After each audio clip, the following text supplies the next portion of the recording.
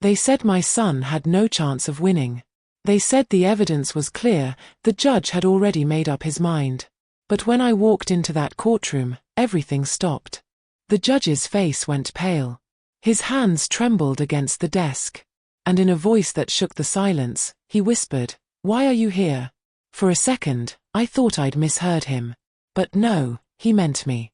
Me, standing there in my blue church dress, holding my purse like a shield. Every eye in that courtroom turned toward me.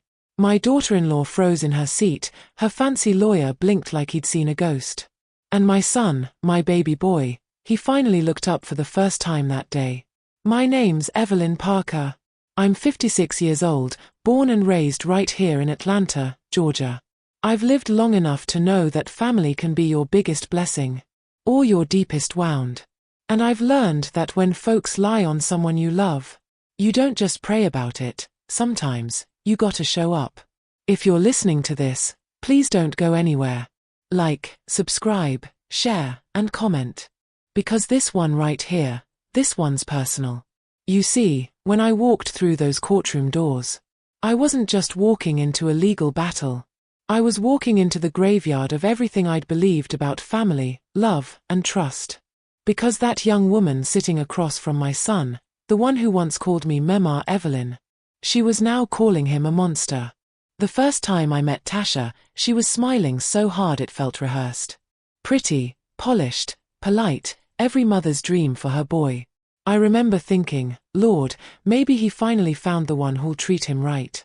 But time will show you what makeup and manners can hide.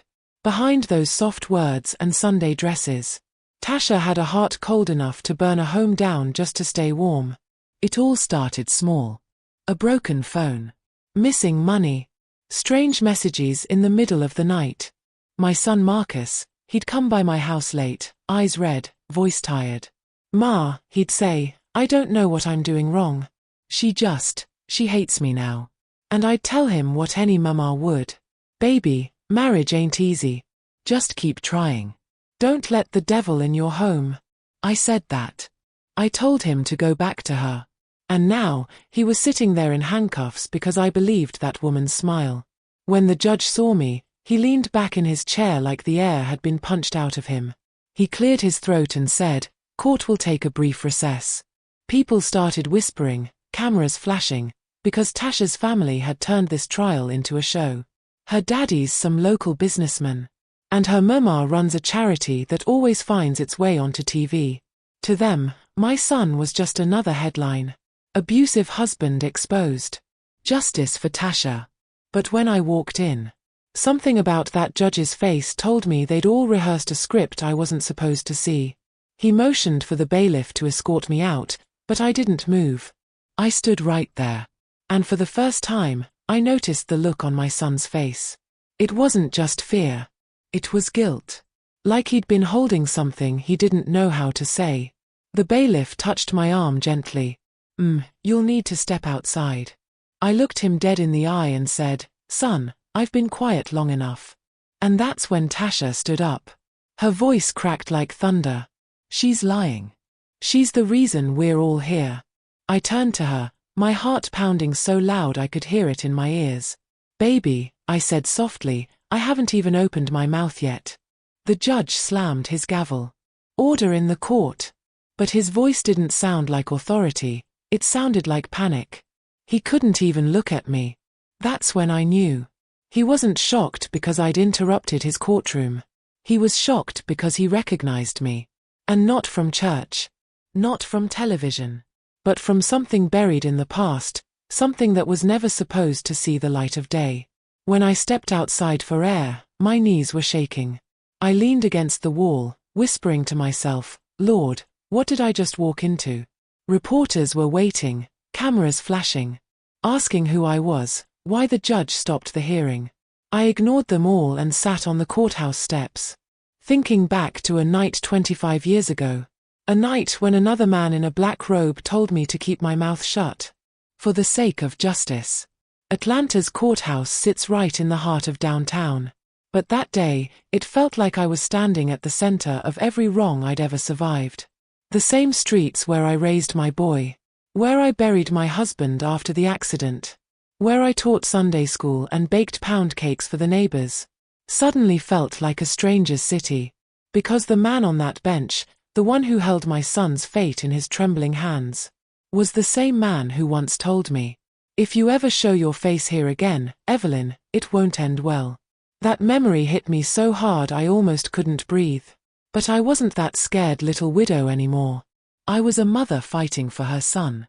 And I'd be damned if another secret from a man in power was gonna destroy what's left of my family. The bailiff came back outside and whispered, "Judge wants to see you privately." I followed him down a quiet hallway lined with portraits of men who all looked the same. Old, proud, untouchable. He led me to a side chamber, where the judge was standing by the window. His back turned, shoulders stiff. When he spoke, his voice was low. "Evelyn, I thought you left this city." I froze. Hearing my name from his lips sent a shiver straight through me. Because 25 years ago, that same man, back when he was just a district attorney, looked me in the eye and said, "There's no point testifying. No one will believe a woman like you." And now here we were. Different courtroom, different case, same man. Same cold truth. The system was still built to silence women like me. But this time, I wasn't walking away. I looked at him and said, "You might want to start believing me now, Your Honor. Because the lies you buried, they're crawling their way back to your courtroom." He turned around then, eyes full of something I couldn't quite read. Fear, shame, maybe both. And in that quiet moment, I realized. This wasn't just about my son. This was about everything I'd lost trying to protect him. Outside the chamber, I heard my son's name echo through the hall as the trial resumed. I straightened my dress, took a deep breath, and whispered to myself, "You wanted to know why I'm here? You're about to find out." They say you never really know somebody until the house gets quiet. Until the laughter turns into questions. And the questions turn into silence. That's how it started with Marcus and Tasha. One long silence between two people who used to finish each other's sentences. Marcus met her 5 years ago at a charity event downtown Atlanta. He'd just opened his own auto shop, finally turning his father's old garage into a business. Tasha was volunteering, handing out programs in a red dress that made every man forget his manners. She smiled at him, and he smiled back, and the whole room faded for both of them. That's what he told me later, said it felt like fate. I just nodded, because when a man's in love, a mama's words fall like rain on a tin roof. You hear it, but you don't listen. When he brought her home the first time, she was all charm. Called me Mama Evelyn before she even sat down. Brought me a basket of muffins she claimed she baked herself. Though the plastic container still had a public sticker on it. Still, I smiled. "Baby, anybody who feeds me is welcome here." She laughed, but her eyes, they were studying my living room. My pictures, my life, like she was taking inventory. Marcus looked so proud sitting beside her. His hand resting on hers like he'd already claimed forever. And I wanted to believe him. After losing my husband, I'd prayed Marcus would find someone to love him the way I never got to be loved. I just didn't know that prayer was about to turn into a warning. 6 months later, they got married quick. No big wedding, just a courthouse and dinner after. Tasha's family didn't even show. Said they were traveling. That should have told me something. But I was too busy decorating the little apartment they moved into on Auburn Avenue. Trying to make it feel like a home. For a while, it worked. Every Sunday they'd come over for dinner. She'd bring sweet tea, he'd bring that smile I missed since he was a boy. They'd sit on my porch laughing. Talking about plans, kids, a house, her starting her own boutique. Everything sounded right. But the best lies always do. The first crack came one night when Marcus showed up alone.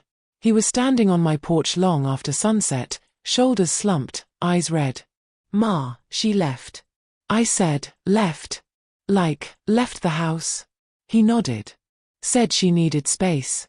I looked at him, waiting for more. He rubbed his face and whispered, "She said I'm controlling. That I don't respect her." That hurt to hear, because Marcus never had that kind of heart. He loved deep, sometimes too deep. I told him, "Give her a few days, baby. Let her calm down." He nodded, but there was something else in his eyes, shame. Like he wasn't telling me everything. 3 days later, she came back. Dressed up, smelling like new money and old secrets. She hugged me at the door, called me Mama Evelyn again. And just like that, the air was heavy with pretending. They smiled through dinner. But I noticed the way Marcus flinched when she touched him. I noticed the way she'd slip her phone under the table when a message popped up. Still, I stayed quiet. Because sometimes mamas don't want to break the peace their sons are fighting to keep. Then came the birthday dinner. Marcus turned 30, and I cooked everything he loved: smothered pork chops, yams, collard greens, cornbread. Tasha came late, wearing a white dress like she was going to war in lace. Halfway through the meal, she started talking about how hard marriage was. How some people don't value their partners. And then she looked straight at Marcus and said, "Some folks just don't know how to treat a woman." The room went still. Marcus put his fork down and said, "Tasha, not tonight." But she didn't stop. She leaned back and smiled at me. "Mama Evelyn, tell your son a woman needs to feel safe." I looked between them, feeling my appetite fade. "I don't know what's going on," I said, "but y'all don't bring no battlefield to my table." Tasha laughed softly, but her eyes were sharp as glass. And for the first time, I saw the part of her that scared me. After that, things fell apart fast. Tasha stopped working, started spending. Marcus worked longer hours trying to keep up with the bills. Neighbors told me they heard shouting late at night. He denied it, said everything was fine.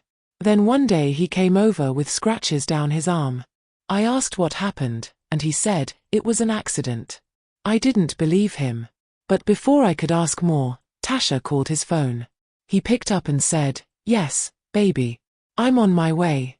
And just like that, he left. Love makes fools of us all. 2 weeks later, she filed a police report. Said Marcus had thrown a glass at her, said she feared for her life. They arrested him that same night. He called me from the station, voice shaking. "Ma, I swear I didn't touch her. She cut herself and blamed me." I went down there with everything in me ready to fight. But the officer looked at me like I was crazy. She had bruises. We saw them. And that's when I knew. This wasn't just an argument, it was a setup. And my boy was the prey. After the arrest, Tasha's family came out of hiding. Her daddy, Mr. Leroy Gaines, the same man who owned half the dealerships in the county, started talking to the press about protecting women from domestic violence. He said he'd make sure Marcus never saw the outside of a jail again. And that's when the news stories started. Photos of Marcus in handcuffs, headlines that painted him like a villain. Every station, every feed. It was like watching a slow funeral for his life. I went down to their house the next day. The door was locked, but I could hear music playing inside. I knocked once, twice. Finally, Tasha opened it just enough for me to see her face. She had a bandage on her cheek, makeup thick as plaster. "What do you want, Evelyn?" she said. I looked her straight in the eyes. To understand why. She smiled coldly. Because he deserved it. Then she closed the door. I stood there on that porch until my knees gave out. Neighbors watched from their windows, pretending not to see. The sky was heavy with rain. And I realized then that no storm outside could compare to the one brewing inside our family. Weeks passed. Court dates were set. Her family hired one of those celebrity lawyers who loved cameras. And every time I looked at my son, I saw less of the man I raised. And more of the ghost they were turning him into. I begged him to fight back. He just said, "Ma, nobody believes me."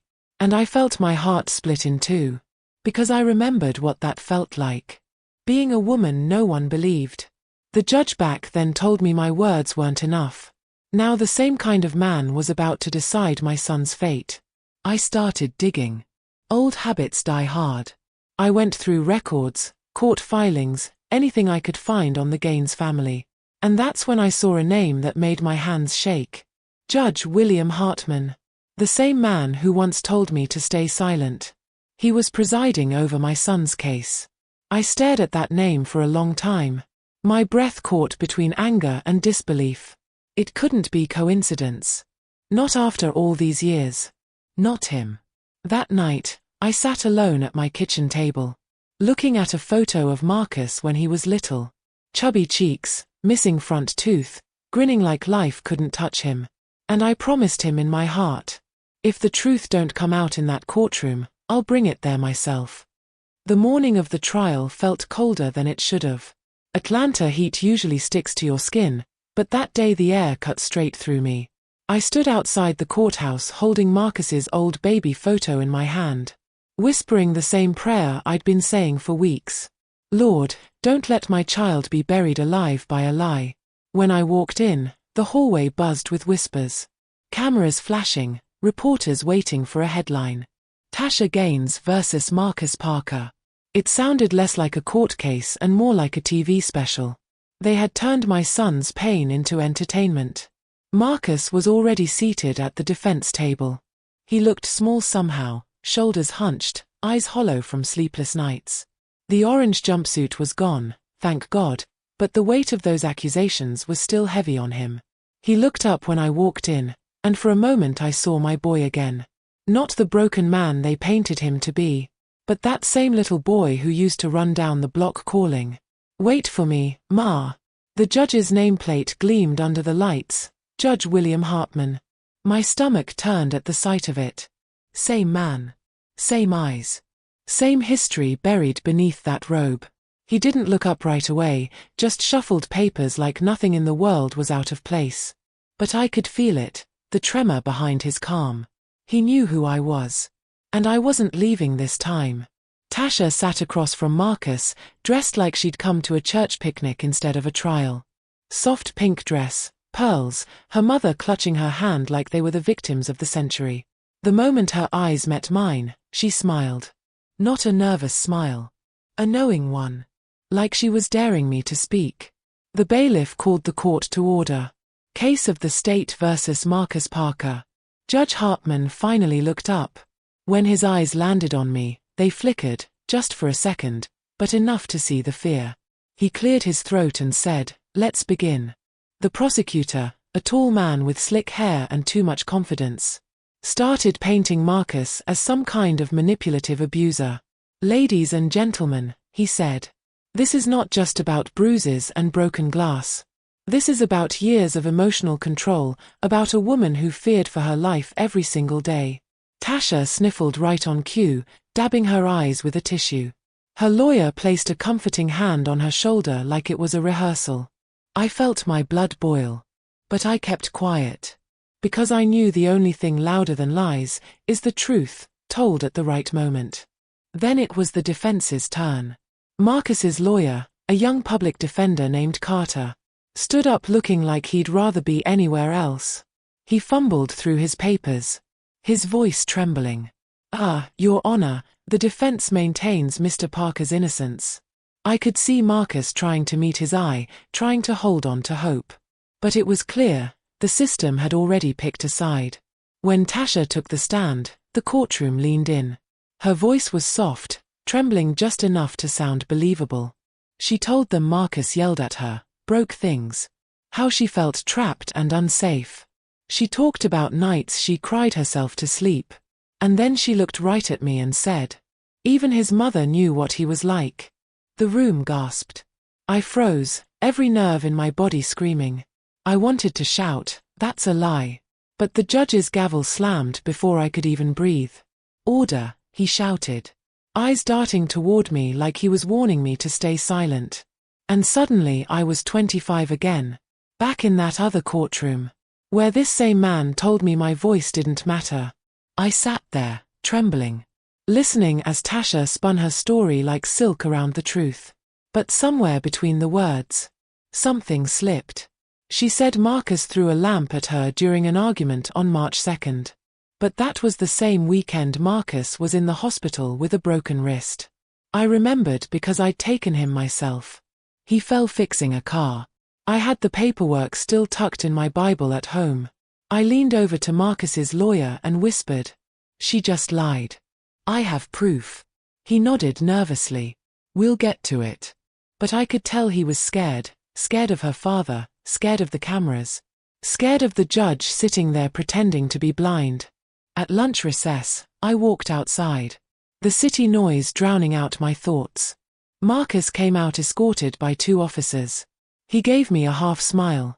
"You okay, Ma?" I shook my head. "You just focus on breathing, baby. Let me handle the rest." He laughed, tired but trusting. "I knew you'd come. I told you," I said softly, "I ain't leaving you behind." After he was led back in, I sat on the courthouse steps. That's when a voice came from behind me. "Mrs. Parker." I turned. It was one of the clerks, a young woman, maybe late 20s. She looked around before whispering, "You don't know me, but that judge, he shouldn't be on this case." My heart jumped. "Why?" She hesitated, eyes darting to the door. "Because he's got history with the Gaines family. Real quiet history. Something about campaign donations and a settlement." Before I could ask more, she walked off. Like her mouth had said more than her life could afford. That was the moment I knew for sure. This trial wasn't about justice. It was about power. And they thought nobody would dig deep enough to find what was buried. When the court resumed, Marcus's lawyer tried to bring up Tasha's inconsistencies. But the judge cut him off every time. "Move on, counselor. Not relevant. Overruled." Each word felt like a slap in the face. It wasn't a trial anymore. It was a performance. And every actor knew their lines but me. By the end of the day, they'd made my son look like a man I didn't recognize. Reporters were outside shouting questions. And Tasha's family walked out smiling for the cameras. Marcus was taken back into holding. And I just stood there, watching the life drain out of him one headline at a time. That night, I sat at my kitchen table again. Bible open. Hospital papers laid out beside it. And next to them, a photo from 25 years ago. Me standing beside my late husband. And in the background, barely visible, a young prosecutor shaking hands with Leroy Gaines. Judge William Hartman before the robe. Before the lies. Before he decided who deserved to be heard. I stared at that picture for hours. Then whispered to myself, "You buried me once, Judge. Let's see if you can do it twice." Because this time, I had proof. And I had nothing left to lose. When I tell you the truth started to crack that day, I mean it broke like glass, silent first, then loud enough to cut through every memory I thought I could trust. It was a Tuesday morning, grey and still. The kind of morning where the air feels heavy, like the world's holding its breath. I had driven across town to drop off some old boxes for a church fundraiser when I ran into Detective Langston, the same man who'd been at the house when they said Marcus' car was tampered with. He looked surprised to see me, but I noticed something in his eyes. Guilt. "Mrs. Hargrove," he said, fiddling with his badge, how are you holding up?" I smiled, that polite church lady smile I'd worn all my life. "I'm fine, baby. But you look like you got something to say." He swallowed hard, glanced around like somebody might be listening. "You didn't hear this from me, but that report about your son's accident. It was changed. Someone higher up pushed it through." I froze. My hands started trembling right there on the church steps. "Changed? What do you mean, changed?" He lowered his voice. "The first report said the brake line was deliberately cut. The final version says mechanical failure." For a second, everything around me blurred, the sound of kids laughing by the playground, the smell of pancakes from the kitchen window, all of it disappeared. I could barely breathe. "You're telling me somebody covered it up?" Langston nodded. "And from what I heard, it might trace back to someone connected to your family." He walked away after that, leaving me standing there, clutching my purse like it was the only thing holding me upright. That night, I sat in Marcus' old room. His smell still lingered in the air, cedarwood cologne and that faint trace of motor oil. I opened the drawer, where I'd tucked away his wedding band and a few old notes he'd written me. One caught my eye, a sticky note with a half-written sentence, "Mama, if anything happens to me, check." It ended there. No second line. No clue what he wanted me to check. I stared at it until the words blurred. I knew what I had to do. The next day, I called Dolene. Told her I wanted to talk, not about grief, not about healing, but about what really happened. She sounded uneasy. "Oh, Mrs. Hargrove, I've moved on from that. You should too. Marcus wouldn't want us digging up pain." I almost laughed. "Oh, baby, pain's already dug up. It's sitting right in my living room." She hung up. But something in her voice gave her away, that shake of fear, that slip of guilt. Later that evening, I went by their old house. The lights were off, but a car sat in the driveway, a black Mercedes. Not Dolene's. Not Marcus. I waited in the car, eyes fixed on that front door. After 20 minutes, a man walked out, tall, dressed in a dark suit, holding a briefcase. And Dolene followed him to the car, kissing him like a woman in love. My chest went tight. That man wasn't a stranger. It was Judge Whitmore. The same judge presiding over my son's custody hearing. Right there, the whole puzzle began to make sense. The favoritism in court. The sudden change in tone when Dolene spoke. The judge dismissing my lawyer's motions without cause. It wasn't law, it was love. Or lust, maybe. I watched them drive away, headlights cutting through the dark. I didn't move for a long while.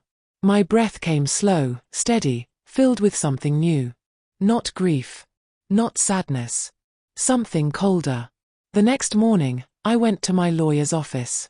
His name was Raymond, a good man but cautious, the kind that plays safe. "Are you sure about this, May?" he asked, after I told him what I'd seen. "If we accuse a sitting judge of misconduct without proof, it'll destroy your case." I looked him dead in the eye. "Then we get proof." That afternoon, we hired a private investigator, a woman named Carla, sharp as a blade and quiet as smoke. She had eyes everywhere. A week later, she slid a file across Raymond's desk. Inside were photos, Dolene and Judge Whitmore at restaurants, in hotels, even one where his hand rested on her back inside the courthouse itself. It was all there. Every lie. Every betrayal. But it wasn't just an affair. The investigator found something else, money transfers from Dolene's account to an LLC that was later traced to the judge's brother. And from there, to the mechanic shop that serviced Marcus' car before the accident. My heart broke and hardened at the same time. Raymond looked at me, shaking his head. "This isn't just corruption, May. This is murder dressed in legal robes." I didn't cry. I didn't scream. I just sat back in that chair and whispered, "Then we let them think they won. For now. Because revenge, baby, it's like a pot of collard greens. It takes time to simmer, slow and steady, until every flavor knows its place." That night, I called Dolene one last time. My voice was soft, almost sweet. "Hey baby, I been thinking, maybe we should try to get together before the next hearing. No lawyers, no fuss. Just us." She hesitated. "Why?" "Because," I said gently, "I want you to look me in the eye when you lie again." She didn't answer. But I knew she would come. Guilt has a way of showing up, even when pride tries to bury it. And as I sat there, the streetlight casting shadows on my porch, I realized, the court wasn't the only place judgment was coming. It was already knocking. If you're still listening, please like, subscribe, and share, and drop your birth year in the comments. If we're the same age, I've got a little surprise waiting for you there. When that next hearing day came, I woke up before the sun. I sat at the edge of my bed, hands folded, heart steady. I wasn't the same woman who cried herself to sleep every night. No. That version of me was buried right next to Marcus. I looked in the mirror and saw someone new, someone dangerous in her calm. My hair was neatly pressed, my church hat laid out just right, my pearls shining like a warning. When I stepped out that door, I wasn't just a grieving mother. I was a storm that had finally found its direction. The courthouse sat in the middle of downtown Atlanta, its white columns gleaming in the morning light like they had something to be proud of. But I knew better. Those walls had secrets. And today, one of them was mine to expose. I walked up those steps slow, steady, each heel clicking like a countdown. When I entered the courtroom, Dolene was already there, dressed in soft pink, fake tears ready, clutching that expensive purse Marcus had once worked 2 jobs to buy her. She didn't even look at me. But her mother did. That woman had always worn arrogance like perfume, strong enough to choke the air around her. Then the doors opened behind me. The sound of footsteps echoed, firm, measured, official. Judge Whitmore entered, robes crisp, gavel in hand. He looked around the room, face stone cold, until his eyes landed on me. His jaw tightened. For a moment, I saw something slip. His eyes widened just slightly before he whispered, "Why are you here?" The entire courtroom went silent. You could feel the confusion ripple through the air. Even Darlene froze, her fake calm cracking just a little. I tilted my head, smiled politely. "Morning, Your Honor. Didn't want to miss this hearing. It's an important one." He cleared his throat and shifted in his seat. "Proceed," he said quickly, trying to regain control. But the tremor in his voice betrayed him. My lawyer, Raymond, stood tall. His voice was smooth, confident, deliberate. "Your Honor, before we begin, I'd like to submit new evidence for review." He handed over the envelope Carla had prepared, photos, statements, bank transfers. I watched the judge's face change with every page he turned. The mask of authority began to crumble. "Objection." Darlene's lawyer barked. "This is irrelevant to custody." Raymond smiled. "On the contrary. It's directly relevant to the credibility of the presiding judge and to the possible conspiracy surrounding my client's son's death." Gasps filled the room. The judge's gavel came down hard. "Order. I will not." But Raymond interrupted. "Sir, with all due respect, you should probably recuse yourself before we continue. I'd hate for this hearing to end up on the evening news." The judge froze. He looked from Raymond to me, and for the first time, I saw fear. Darlene shifted in her seat, whispering something to her lawyer, her eyes darting toward the judge. The whole courtroom felt electric, like everyone was breathing the same heavy, dangerous air. I leaned forward slightly and said, clear enough for only her to hear, "You picked the wrong mother to cross, baby." Her face went pale. The judge pushed his papers away, his hands trembling. We'll take a brief recess," he stammered, standing up too quickly. The bailiff looked confused but followed him out. As the door closed, the room erupted. Whispers, murmurs, phones buzzing. Raymond leaned toward me. "That was a good first strike, May. But they'll try to bury this." I smiled. "Then I'll dig deeper."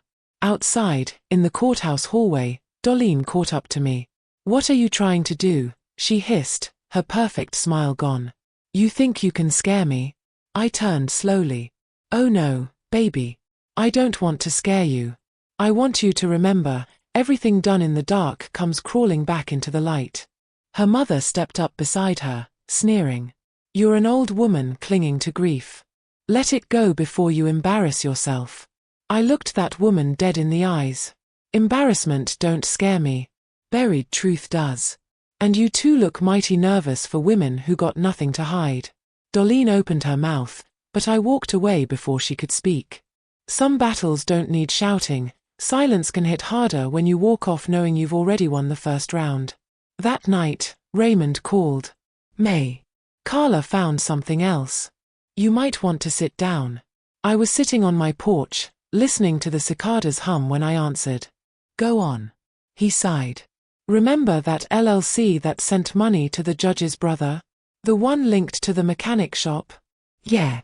Well, it was registered under Darlene's maiden name, but the signature on the form wasn't hers. It was Marcus's. Forged." I froze.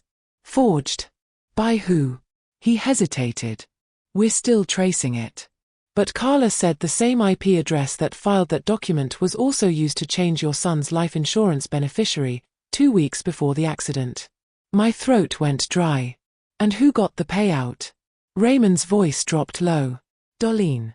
The night seemed to still around me. No breeze. No hum. Just silence heavy as sin. I whispered, "She killed him." "Didn't she?" He didn't answer. But he didn't have to. That's when I decided, it was time to stop surviving and start fighting. By the next morning, the story had leaked. Someone, I'll never know who, sent the photos and records to a local reporter. The headline hit the news before noon. Judge under investigation for affair and cover-up in high-profile family case. By that afternoon, reporters were camping outside Dolene's gated home, shouting her name as she tried to sneak out the back. For the first time in months, I smiled, not out of joy, but out of justice. Still, deep down, I knew this wasn't over. Because the closer you get to truth, the more dangerous the lies become. And somewhere in those shadows, another secret was waiting, one that would cut even deeper than I imagined.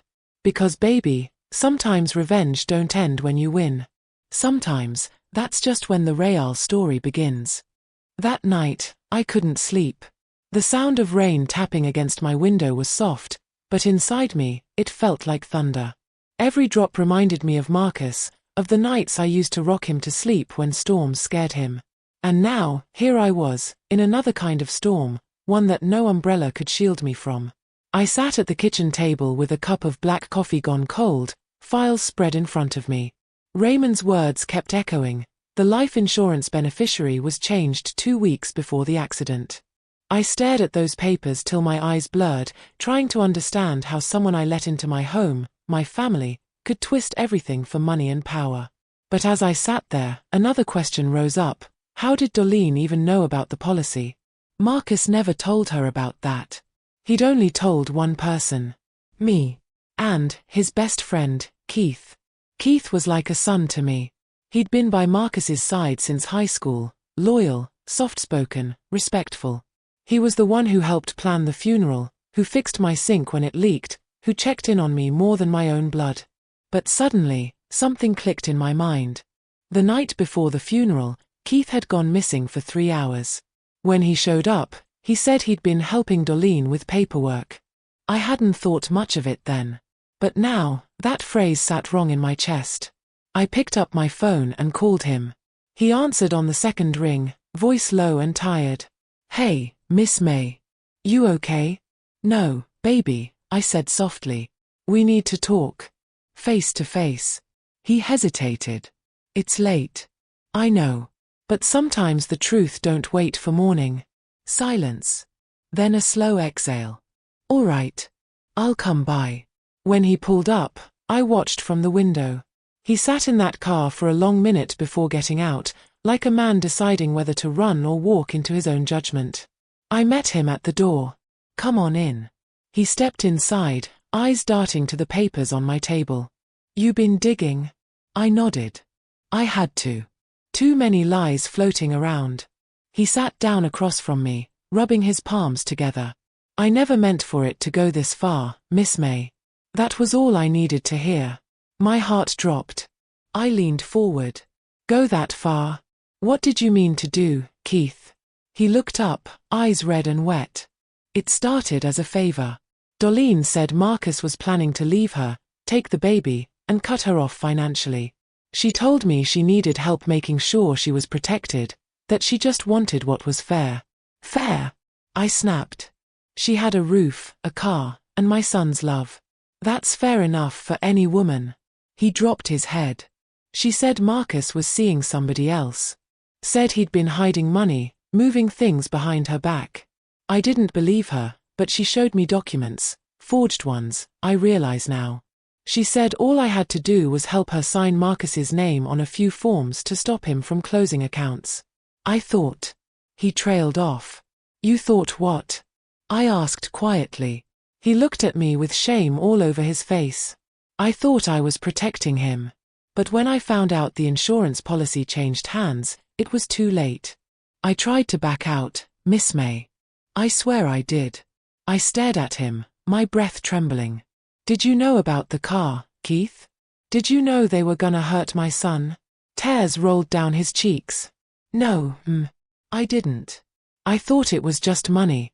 I didn't know they'd kill him. I'd die myself if I had." For a long moment, I said nothing. Just looked at him, this man I'd fed at my table, called son for years. Finally, I said, "Keith, you need to tell the police everything. Names, documents, times, all of it." He nodded. "I will.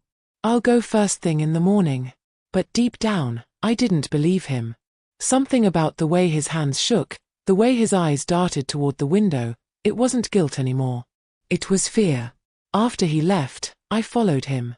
I got in my car and drove slow, headlights off, keeping distance. He didn't go home. Instead, he drove straight to Darlene's house. I parked down the street, rain pouring so hard it blurred everything but shadows. I could see them through the curtains, her pacing, him pleading. She threw something across the room, screaming. He grabbed her arm, she slapped him, and then, she said something that made him freeze. Even from that distance, I could read his lips. You wouldn't dare. She smirked, walked up close, whispered something in his ear. He dropped his head, broken. Then she handed him an envelope. And he walked out. The next morning, his car was found wrecked off the interstate.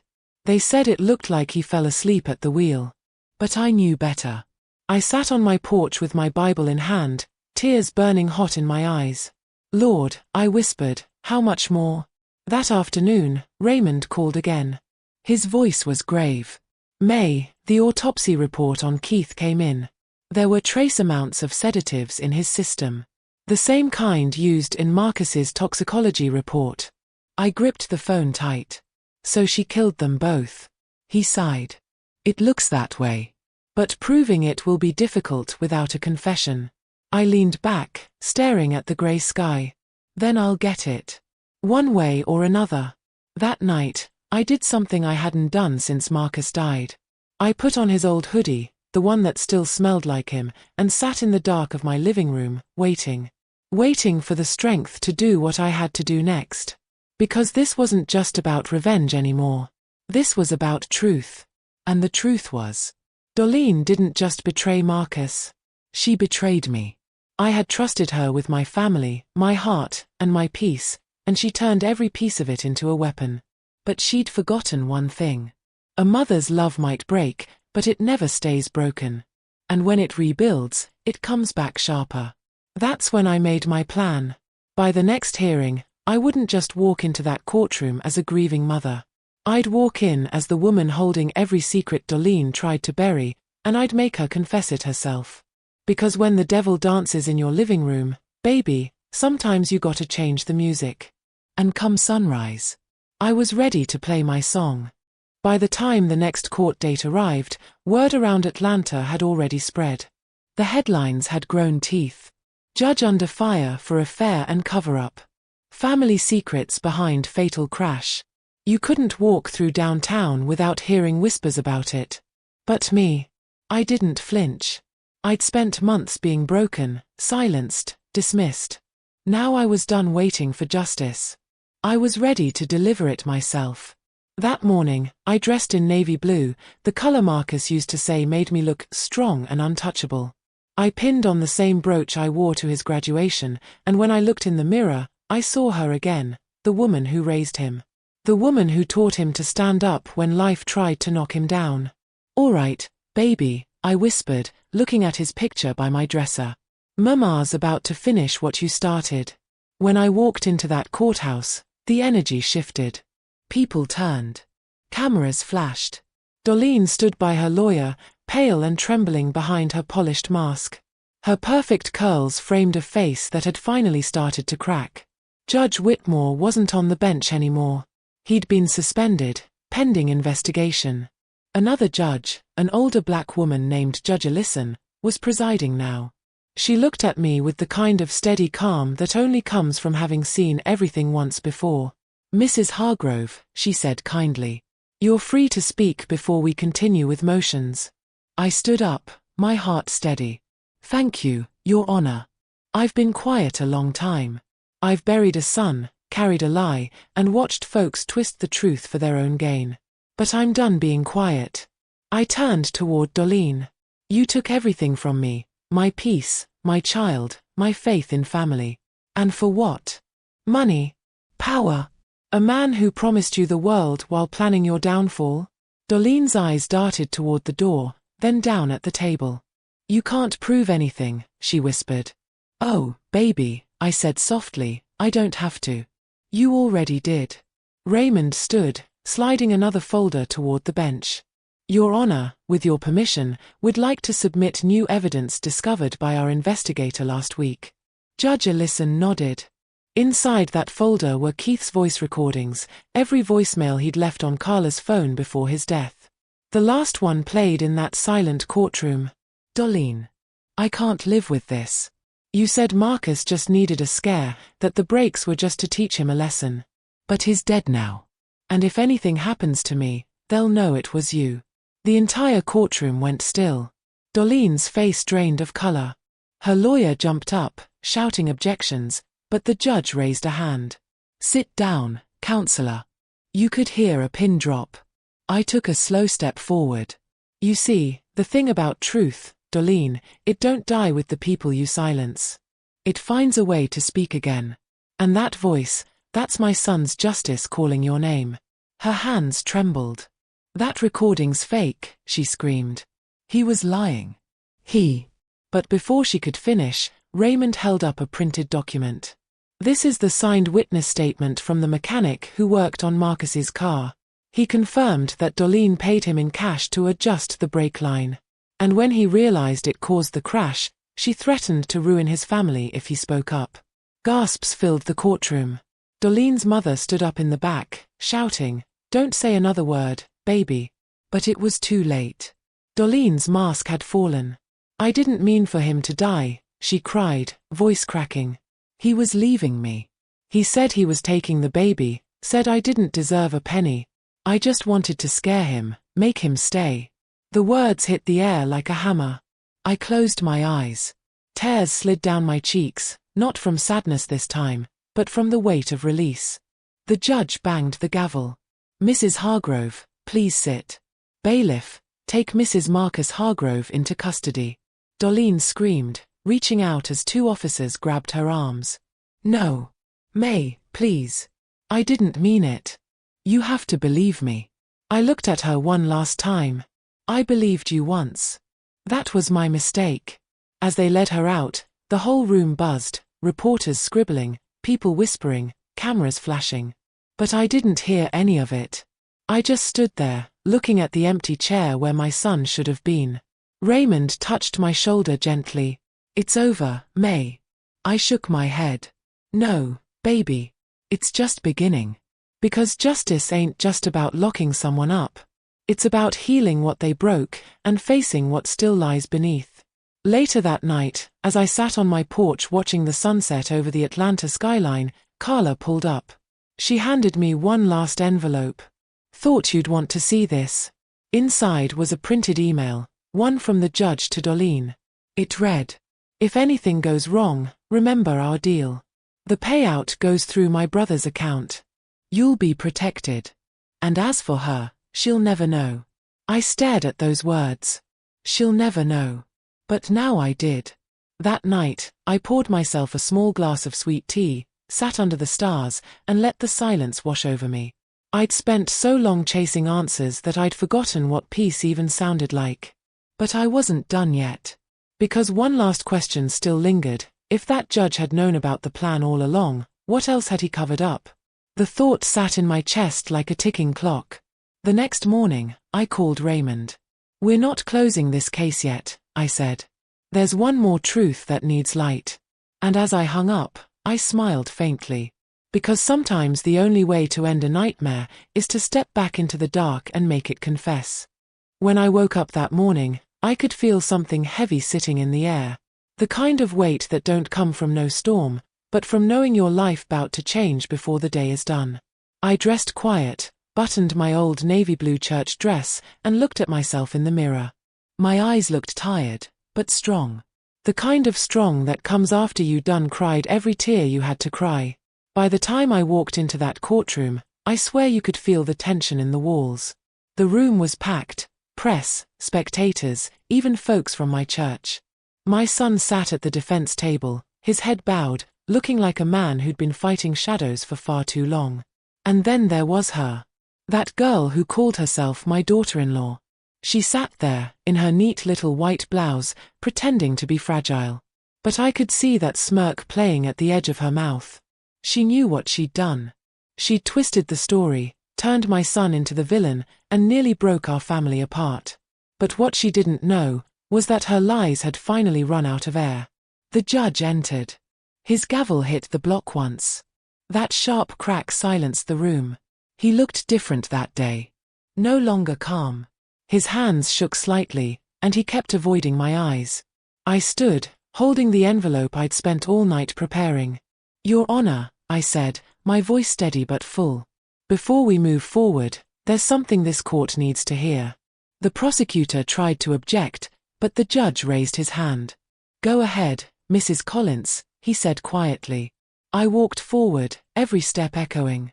"You remember my husband, don't you, Judge Parker?" His eyes flickered. I do. "You remember the night my husband was arrested for a crime he didn't commit?" I continued. "The night you were a young prosecutor trying to make a name for yourself?" Gasps filled the courtroom. Even the daughter-in-law turned her head, confused. "My husband died in prison because of a case you handled," I said, holding the papers high. "And these documents, these right here, prove that evidence was hidden. By you." Judge Parker's face drained of color. The bailiff stepped forward instinctively. "I didn't know," he whispered, his voice cracking. "Back then, I trusted what they gave me." "I didn't." "You didn't look," I cut him off, my voice trembling. "You didn't look because you were too busy chasing power. And now, my son stands in that same place my husband did. Another innocent black man, broken by a system that never looked twice." The courtroom was silent. You could hear people breathing, trying to take it all in. Then the judge's gavel fell again, softly this time. "Court will recess," he said, his tone heavy. "Mrs. Collins, please stay." When the room cleared, it was just me, him, and the echo of everything we'd lost. He took off his glasses, wiped his eyes, and said, "I owe you the truth. Your husband was right. There were files, evidence I buried. It was my first big case, and I thought I was doing the right thing." I looked at him hard.